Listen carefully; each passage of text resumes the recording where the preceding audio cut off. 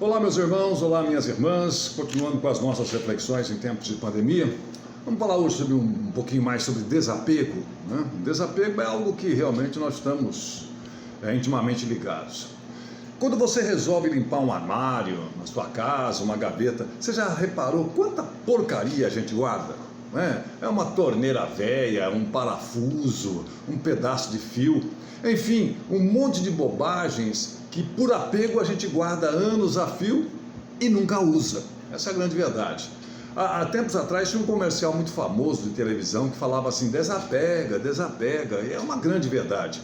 A gente tem necessidade de ter coisas que podemos chamar de nossa, né? Minhas, quando na verdade nada disso nos pertence. Os Espíritos nos dizem que a única coisa que é nossa é aquilo que ninguém pode tirar. E o que é que ninguém pode tirar? Nossas qualidades, nossas virtudes, né? Existe uma verdade paulina, né, de Paulo de Tarso, que diz que o homem nada tem de seu a não ser suas ações e o resultado delas. E por isso que se fala que a semeadura é livre, mas a colheita é obrigatória. Faço o que quero, mas sou responsável pelas consequências do meu fazer. De resto, dinheiro, propriedades, objetos, coisas, não somos donos, mesmo que os tenhamos comprado com o nosso dinheiro, né? Somos apenas um tutor, nós só tomamos conta. Por isso, posses materiais, desfrutar sim, apegar não.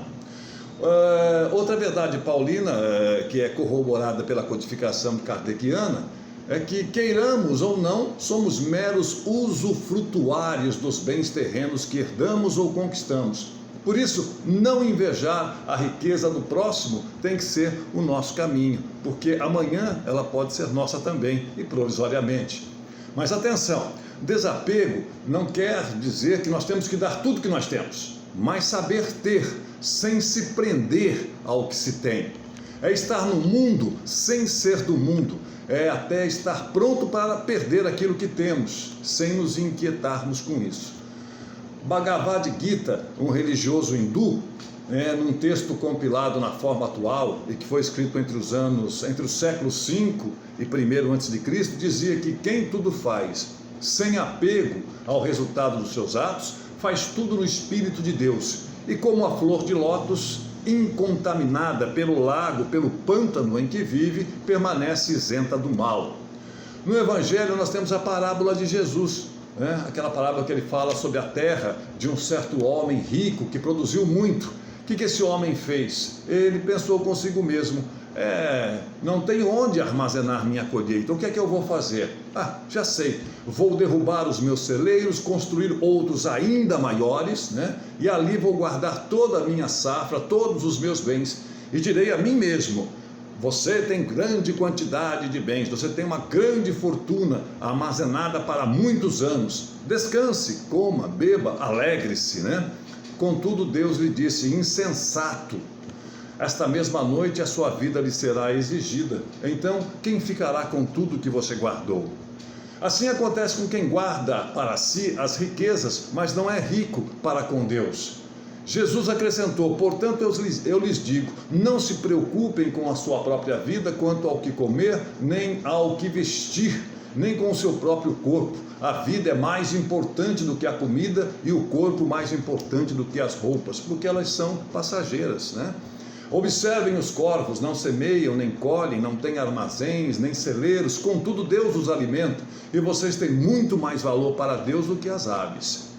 Bom, pode parecer utopia a gente falar em desapego numa época como a nossa, em que uma das frases mais pronunciadas quando você pede alguma coisa para alguém fazer, fala assim: o que eu ganho com isso?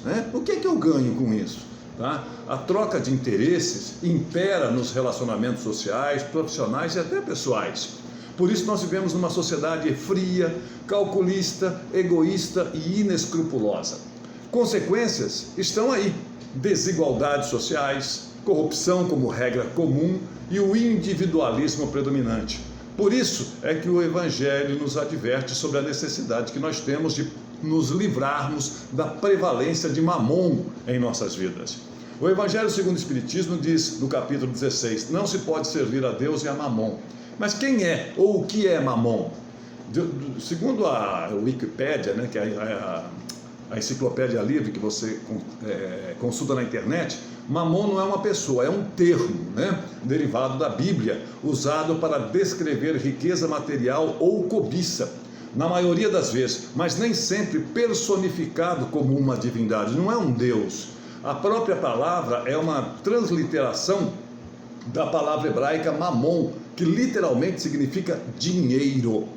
Como ser, Mamon representa o terceiro pecado, a ganância, a avareza. Também é o anticristo, devorador de almas, e um dos 7 príncipes do inferno. Sua aparência é normalmente relacionada a um nobre de aparência deformada que carrega um grande saco de moedas de ouro e suborna os humanos para obter suas almas, ou seja, para comprar as almas, né? Em outros casos, ele é visto como um pássaro negro, semelhante ao urubu, ao abutre, porém com dentes capazes de estraçalhar as almas humanas que compra. Kardec relaciona Mamon, então, ao império das coisas materiais, dos prazeres desequilibrados, que bloqueiam os sentimentos de espiritualidade, os únicos que podem levar o homem à verdadeira felicidade. O Livro dos Espíritos ensina que o sinal mais característico da imperfeição é o interesse pessoal, e o sinal notório de inferioridade é o apego às coisas materiais. Portanto, vamos nos desapegar e vamos nos lembrar de uma historinha interessante. Certa vez, um sábio perguntou aos seus discípulos: como se pode dizer que a noite terminou e o dia surgiu? Quando é que a gente consegue distinguir quando termina a noite e quando começa o dia? O primeiro discípulo disse: quando se pode ver claramente um animal à distância e identificá-lo como sendo um leão ou um leopardo. E o sábio disse: não, não é assim. Um outro disse: então é quando eu posso de longe ver se uma árvore tem frutos, né? E que tipo de fruto é esse? Se o fruto está verde ou se o fruto está maduro? Não, disse o sábio.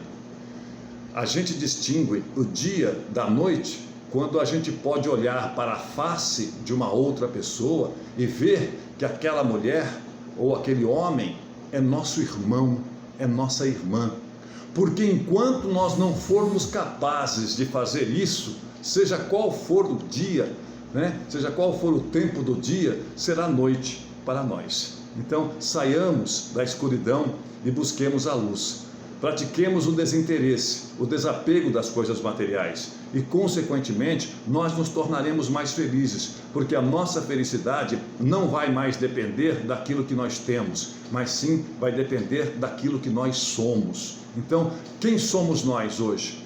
Então, nós evoluímos, nós estamos evoluindo ou nós estamos estacionados? Então, que a gente tenha essa oportunidade de entender que muitas vezes não é a condição, muitas vezes não, na maior parte das vezes, não é a condição financeira que determina a grandiosidade de um espírito, e sim o que ele traz dentro de si, as suas potencialidades, as suas qualidades, a sua vontade de melhorar, a sua vontade de ajudar, de praticar a caridade, de ser realmente um discípulo do Cristo.